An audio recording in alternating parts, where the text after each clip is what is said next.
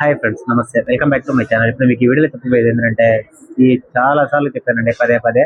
మనకి బస్సులో luggage miss అయినప్పుడు మనం ఎలా రిసీవ్ చేసుకోవాలి ఏంది అని చెప్పి మీకు ప్రీవియస్ వీడియోలో చెప్తున్నాను. అది హెల్ప్ లైన్ నెంబర్ ఇస్తున్నాను, ప్రతి ఒక్కటి ఇచ్చినాను. కానీ చాలా మంది కొంతమంది కన్ఫ్యూస్ అవుతూ ఉన్నారు. ఏంటంటే బస్సులో మిస్ అయిన వెంటనే వాళ్ళు ఏం చేయాలో అర్థం కాక ఫస్ట్ ఆఫ్ ఆల్ ఎంక్వైరీకి ఫోన్ చేస్తున్నారు.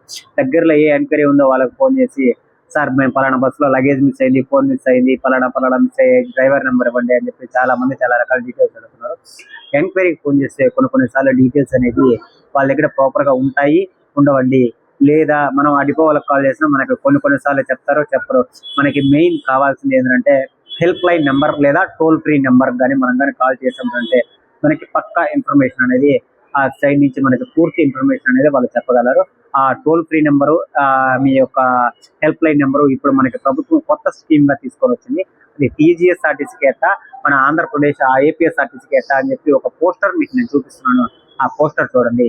ఈ వీడియో వీలైనంత మందికి షేర్ చేయండి. అట్లాగే పోతూ ఈ మెసేజ్ ఎవరికైనా నచ్చితే ఒక లైక్ చేసి మన ఛానల్ని సబ్స్క్రైబ్ చేసుకుంటారు అనుకుంటున్నాను. ఉంటా ఫ్రెండ్స్, మరొక వీడియోతో వస్తాను.